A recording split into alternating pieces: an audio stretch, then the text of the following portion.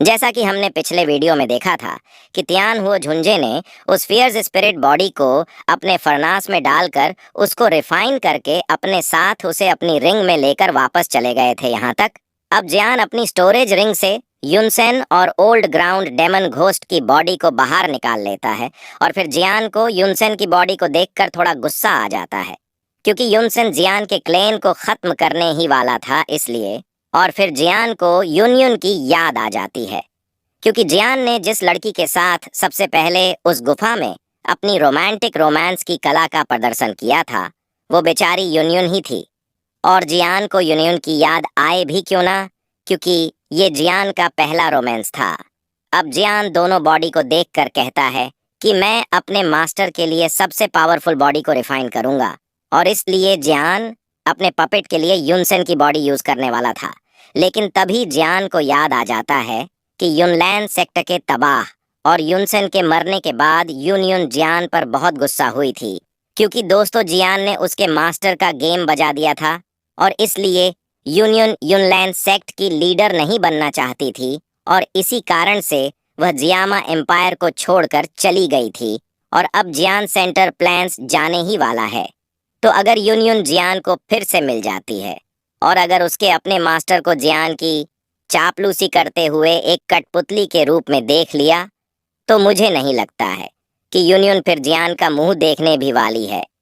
अब जियान ऐसा सोचकर युनसेन की बॉडी को वापस अपनी स्टोरेज रिंग में रख लेता है और फिर जियान ओल्ड ग्राउंड डेमन घोस्ट की बॉडी को रिफाइन करने लगता है, और जियान कुछ ही टाइम में ओल्ड ग्राउंड डेमन घोस्ट की बॉडी को रिफाइन कर भी लेता है। और फिर जियान उस बॉडी को रिफाइन करने के बाद उस मॉन्स्टर कोर को बाहर निकाल लेता है, जो जियान को डेमन फ्लेम वैली के वेयरहाउस पर छापा मारने से मिला था। अब जियान उस मॉन्स्टर कोर को उस बॉडी के चेस्ट में डाल देता है, और फिर उसके बाद जियान अपनी स्टोरेज रिंग से एक जेड बोतल को बाहर निकालता है, जिसमें प्रोटेक्टर टाई की सोल थी, जिसकी हालत जियान ने कुत्तों जैसी कर रखी थी। अब जियान उस बोतल को खोल देता है, और जैसे ही वो बोतल खुलती है तो प्रोटेक्टर टाई की सोल बहुत तेजी से वहां से भागने लगती है। लेकिन जियान उसको अपनी फ्लेम के टेम्परेचर से उस सोल को बहुत ज्यादा तड़पाने लगता है, जिससे प्रोटेक्टर टाई बहुत ज्यादा चीखने चिल्लाने लगता है। और एक टाइम ऐसा आता है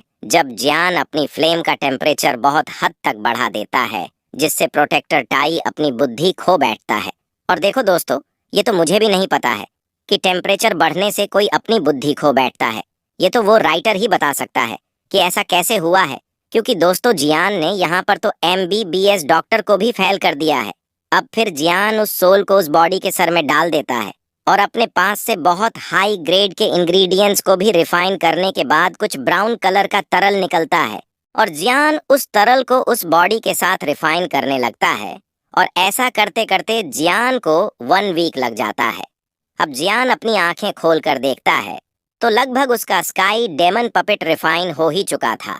अब जियान उसके ऊपर अपनी स्पिरिचुअल ब्लड की ड्रॉप उस स्काई डेमन पपेट पर डाल देता है। इससे जियान की स्पिरिचुअल सील इस स्काई डेमन पपेट पर लग चुकी थी, और ये स्काई डेमन पपेट जियान की सारी बात मानेगा जो जो जियान उससे बोलेगा, और उससे चाहे जियान अपने आप पर ही अटैक करने के लिए क्यों ना बोल दे। अब ये स्काई डेमन पपेट अर्थ डेमन पपेट के लेवल पर ही था, और इस स्काई डेमन पपेट की पावर्स 5 या 6 स्टार दाउजोंग थी। अब जियान उस स्काई डेमन पपेट को मैग्मा में एक पंच मारने के लिए कहता है, जिस पर वो स्काई डेमन पपेट बिना किसी देरी के मैग्मा में एक पंच दे मारता है, जिससे वो मैग्मा बहुत ऊंचे उड़ जाता है। और ये पंच इतना पावरफुल था, अगर ये पंच किसी फर्स्ट या सेकंड स्टार दाउजों को लग जाता तो शायद उसका काम वहीं निपट जाता। अब जियान क्वीन मेडुसा के लिए हेवन सोल ब्लड बोन पिल रिफाइन करने के बारे में सोचने लगता है। फिर जियान उस स्काई डेमन पपेट को अपनी स्टोरेज रिंग में रखकर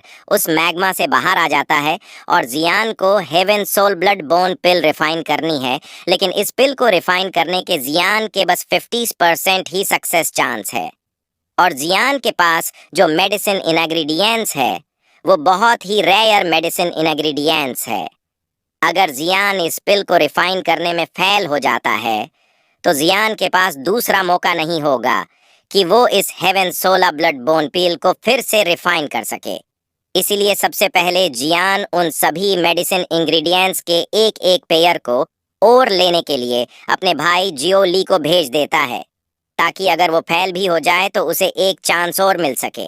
अब जियान कुछ दिनों तक ऐसे ही अपनी कल्टीवेशन करता और इस बीच अपने पेन गेट में भी घूमता, और ऐसे ही जियान को 10 दिन हो जाते हैं और इन 10 दिनों के अंदर जियोली भी उन सभी मेडिसिन इंग्रेडिएंट्स को ले आया था। अब जियोली उन सभी मेडिसिन इंग्रेडिएंट्स को जियान को दे देता है। अब पेनगेट के कुछ स्टूडेंट बोल रहे थे कि उनका लीडर जियान एक टायर लेवल 7 की पिल को रिफाइन करने वाला है। अब जैसे ही फर्स्ट एल्डर सुकियान को यह पता चलता है कि जियान एक टायर लेवल 7 की पिल को रिफाइन करने वाला है, तो फर्स्ट एल्डर सुकियान जियान को अपने हेडमास्टर की जगह दे देते हैं, जहां वो अपनी कल्टीवेशन एंड पिल रिफाइन किया करते थे, और ये जगह इनर एकेडमी के बीच में थी। अब जियान बहुत स्पीड के साथ उस जगह पर एक चट्टान पर बैठ जाता है, और इधर फर्स्ट एल्डर सुकियान और लिटिल फेरी डॉक्टर और बाकी एल्डर्स जियान से काफी दूर हवा में खड़े थे, और नीचे जियान को काफी स्टूडेंट भी देख रहे थे।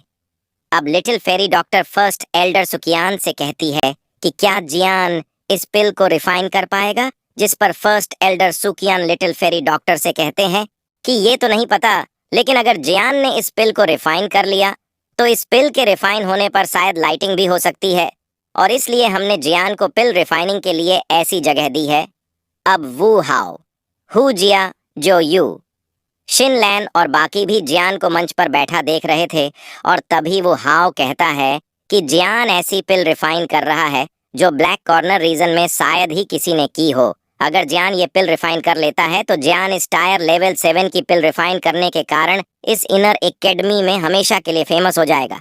अब हु जिया जियान को देखकर कहती है कि अब कोई शक की बात नहीं कि जी जूनियर जैसी लड़की जियान के लिए पागल क्यों है। अब जियान अपनी स्टोरेज रिंग से एक फरनास हो बाहर निकाल लेता है, और अब जियान को हेवन सोल ब्लड बोन पिल को रिफाइन करने के लिए सभी मेडिसिन इंग्रेडिएंट्स को रिफाइन करने की जरूरत है, जिनमें लगभग 77 मेडिसिन इंग्रेडिएंट्स हैं, और उनमें से 4 मेडिसिन इंग्रेडिएंट्स तो बहुत ही रेयर हैं, जो dragon blood ganoderma, bone spirit fruit, mysterious sky green wine और रैंक 7 या उससे भी हाई रैंक के मैजिकल बीस्ट का ब्लड। अब जियान सबसे पहले ड्रैगन ब्लड गैनोडर्मा को रिफाइन करने लगता है, और उसके साथ में लगभग 10 और मेडिसिन इंग्रेडिएंट्स को भी उसके साथ रिफाइन करता है, और ऐसा करने में जियान को काफ़ी टाइम लग जाता है, लेकिन जियान ड्रैगन ब्लड गैनोडर्मा को 2 घंटे के बाद रिफाइन कर ही लेता है, और फिर जियान बोन स्पिरिट फ्रूट और मिस्टीरियस स्काई ग्रीन वाइन को भी ऐसे ही कुछ मेडिसिन इंग्रेडिएंट्स के साथ रिफाइन कर लेता है, और जो बाकी के मेडिसिन इंग्रेडिएंट्स बचते हैं जियान उनको भी रिफाइन करके एक पाउडर में कन्वर्ट कर लेता है। और इधर फर्स्ट एल्डर सुकियान भी जियान को ऐसा करते देखकर बहुत खुश लग रहे थे, और दोस्तों माना कि इस बुढ़े को पिल रिफाइनिंग के बारे में ज्यादा नहीं पता था, लेकिन उसके लिए तो सब सही ही चल रहा था। अब जियान ने सभी मेडिसिन इंग्रेडिएंट्स को रिफाइन कर ही लिया था, और अब Jian dragon blood ganoderma, bone spirit fruit, mysterious sky green wine के तरल को, और जो जियान ने सभी मेडिसिन इंग्रेडिएंट्स को रिफाइन करके एक पाउडर बनाया था, उसको भी जियान सभी के साथ अपने फरनास में डाल देता है, और उसके बाद जियान अपनी स्टोरेज रिंग से एक जेड बोतल को बाहर निकालता है, जिसमें उस मैजिकल बीस्ट का ब्लड था, जिसे जियान ने नीलामी में खरीदा था। अब जियान उस बोतल से एक ब्लड ड्रॉप उस फरनास के अंदर डाल देता है, और जैसे ही वो ब्लड ड्रॉप उस फरनास के अंदर उन बाकी मेडिसिन इंग्रेडिएंट्स में मिलती है, तो उस फरनास से बहुत खतरनाक एनर्जी बाहर निकलने लगती है, जिससे वो एनर्जी पूरी जीनन एकेडमी में फैलने लगती है। तभी एक एल्डर फर्स्ट एल्डर सुकियान से कहता है कि फर्स्ट एल्डर, क्या हमें जियान की हेल्प करनी चाहिए, क्योंकि मुझे नहीं लगता है कि जियान एक टायर लेवल 7 की पिल रिफाइन कर भी पाएगा। जिस पर फर्स्ट एल्डर सुकियान उस एल्डर को कहते हैं कि माना कि जियान एक टायर लेवल 6 का एल्केमिस्ट है, और अगर वो ये पिल रिफाइन करने में फेल भी हो जाता है तो उससे जियान को कोई भी फर्क नहीं पड़ेगा, और हम पिल रिफाइनिंग के मैटर में जियान की कोई भी हेल्प नहीं कर सकते हैं, क्योंकि हमें पिल रिफाइनिंग के बारे में घंटा कुछ नहीं पता है। इसलिए तुम भी मुंह बंद करो और चुपचाप जो हो रहा है उसे देखते रहे। अब जियान अपने फरनास के अंदर देखता है तो उसे पता चलता है कि ये ब्लड फाइट कर रहा है और इसलिए फरनास से बहुत एनर्जी निकल रही है और इसी वजह से फरनास से इतनी आवाज भी आ रही है और उस ब्लड ड्रॉप से बहुत दबाव निकल रहा था। और इस दबाव को देखकर सभी लोग यही बोल रहे थे कि इस जियान को आखिरकार इतने खतरनाक बीस्ट का ब्लड कहाँ से मिला इस दबाव को। तो देखकर ऐसा लगता है जैसे कि यह बीस्ट रैंक 8 के मैजिकल बीस्ट का ब्लड हो। अब सिनलैन भी उस दबाव को देखकर कहती है कि पता नहीं भाई को ये ड्रॉप कहाँ से मिली है, और इसकी ड्रॉप के दबाव को देखकर तो ऐसा लगता है जैसे कि ये कोई बहुत पावरफुल और बहुत ही प्राचीन बीस्ट के खून की बूंद है। और अगर जियो भाई को इस खून की बूंद के दबाव को खत्म करना है तो भाई को उस खून की बूंद के अंदर बचे हुए आध्यात्मिक शक्ति के धागे को खत्म करना होगा।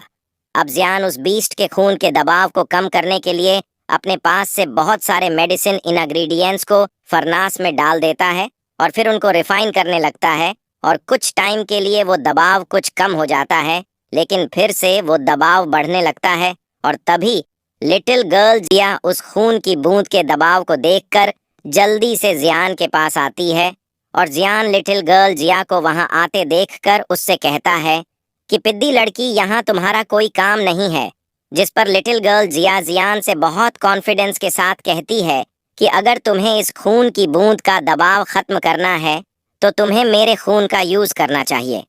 और इतना कहते ही लिटिल गर्ल जिया अपने खून की बूंद उस फरनास में डाल देती है, जिससे उस बीस्ट की खून की बूंद का दबाव खत्म हो जाता है। और अब जियान के लिए पिल रिफाइन करते टाइम आई सबसे बड़ी प्रॉब्लम खत्म हो गई थी। अब लिटिल गर्ल जिया फिर वापस अपनी जगह आ जाती है, और अब जियान अपनी आंखें बंद करके अपनी आध्यात्मिक शक्ति को उस फरनास के अंदर डालकर पिल को रिफाइन करने लगता है। और अब सभी लोग जियान को देखकर वहां से जाने लगते हैं, क्योंकि जियान को अब 5 से 6 डेज का टाइम लगने वाला था, इसलिए सभी स्टूडेंट और एल्डर्स वहां से चले जाते हैं। अब कुछ एल्डर्स और स्टूडेंट बीच बीच में जियान को वहां पर देखने के लिए भी आते हैं, लेकिन जियान को अभी भी पिल रिफाइन करता देखकर वापस चले जाते हैं। अब जियान को ऐसा करते करते 6 डेज का टाइम लग जाता है। अब तभी जियान अपनी आंखें खोलता है। सभी स्टूडेंट जियान को देखने के लिए फिर से इकट्ठा हो जाते हैं। अब जियान अपनी पावर्स को और बढ़ा हुआ देखता है तो वो हैरान हो जाता है, क्योंकि जियान को भी इस पिल को रिफाइन करने में बहुत फायदा मिला था। इसलिए जियान दोहोंग लेवल के 6 स्टार से उसके पीक पर आ गया था। अब जियान पिल को सेफ देने लगता है, और ऐसा करते करते जियान को 10 घंटे और लग जाते हैं, और तभी आदि जीनन एकेडमी पर काले बादल छा जाते हैं, क्योंकि एक टायर लेवल 7 की पिल बन रही थी। तभी सिनलैन इन काले बादलों को देखकर कहती है कि भाई आपने अपनी पिल से लाइटनिंग को अट्रैक्ट कर लिया है। अब फर्स्ट एल्डर सुकियान भी आसमान में बादलों को देखकर डर जाते हैं, और तभी फर्स्ट एल्डर सुकियान सभी स्टूडेंट से चिल्लाकर कहते हैं कि सभी स्टूडेंट यहाँ से कहीं सेफ जगह चले जाए। और कुछ स्टूडेंट तो वहां से भाग जाते हैं, और कुछ फिर भी घरों से गेट पर खड़े होकर लाइटनिंग को देखने लगते हैं। और फिर फर्स्ट एल्डर सुकियान अपने कुछ एल्डरों से कहते हैं कि आपको इस लाइटनिंग से जियान को बचाना है। लेकिन तभी जियान फर्स्ट एल्डर सुकियान से कहता है कि आप इस लाइटनिंग को मुझ पर छोड़ दें, जिस पर फर्स्ट एल्डर सुकियान अभी पीछे ही रहते हैं। अब लिटिल फेरी डॉक्टर थोड़ी परेशान हो जाती है, लेकिन वो भी अभी जियान की हेल्प करने के लिए नहीं जाती है, और वो भी यही सोचती है कि अगर जियान उस लाइटनिंग के आगे टिक नहीं पाया तो हम दोनों वहां जाकर जियान की हेल्प करेंगे। अब आसमान से लाइट का एक बोल्ट नीचे गिरता है, जिसे देखकर फर्स्ट एल्डर सुकियान भी कहते हैं कि मैंने अपनी लाइफ में लाइटनिंग बस दूसरी बार देखी है। पहली बार सेंटर प्लान्स में जब मैं बहुत छोटा था तो एक एल्केमिस्ट एक पिल रिफाइन कर रहा था, लेकिन उससे जो लाइटनिंग हुई थी वो इस लाइटनिंग से काफी कमजोर थी। और दूसरी बार अब देखने जा रहा हूँ। अब जियान उस लाइट को नीचे आता देखता है तो जियान अपनी हेवी रूलर स्वॉर्ड को बाहर निकाल लेता है और उससे उस लाइट पर अटैक करके उसे खत्म कर देता है। लेकिन अब की बार फिर से आसमान से एक और लाइट उस पिल को नष्ट करने के लिए आती है, लेकिन अब की बार इस लाइट बोल्ट की पावर्स पिछली से 2 गुना ज्यादा थी। लेकिन जियान उस लाइट को भी खत्म कर देता है, और जब आसमान से अगली बार लाइटनिंग होती है तो उसे देखकर सभी लोग बहुत डर जाते हैं, क्योंकि होने वाली लाइटनिंग पिछली लाइट बोल्ट से पावरफुल हो रही थी। लेकिन तभी जियान अपनी हेवी रूलर स्वॉर्ड को नीचे रखकर अपने हाथ से माउंटेन सील का अटैक बनाता है, और उस अटैक को उस लाइटनिंग बोल्ट पर दे मारता है। लेकिन तभी एक और लाइट बोल्ट ऊपर से आता है और जियान का माउंटेन सील का अटैक टूटने लगता है। लेकिन तभी जियान एक और सील बनाकर उन दोनों लाइटनिंग को खत्म कर देता है। और अब जियान अपने माउंटेन सील अटैक को खत्म होता देखकर कहता है कि मानना पड़ेगा कि नेचर की बनी हुई किसी भी चीज को ऐसे आसानी से खत्म नहीं किया जा सकता है। और तभी फिर से एक बहुत बड़ी लाइट फिर से नीचे आने लगती है, लेकिन इस बार जियान की भी बहुत पावर्स यूज हो चुकी थीं। और अब जियान की ओर उस बड़ी सी लाइट को आता हुआ देखकर फर्स्ट एल्डर सुकियान और लिटिल फेरी डॉक्टर जियान को बचाने जाने ही वाले थे, लेकिन तभी जियान हंसकर कहता है कि अर्थ डेमन पपेट, और तभी जियान के सामने एक पपेट आ जाता है। और आप लोग इस अर्थ डेमन पपेट के नाम से कंफ्यूज मत होना, क्योंकि ये इस पपेट का लेवल है। एक्चुअली में तो इसका नाम स्काई डेमन पपेट ही है। और जैसे ही जियान का स्काई डेमन पपेट एंट्री मारता है और वैसे ही एपिसोड खत्म हो जाता है।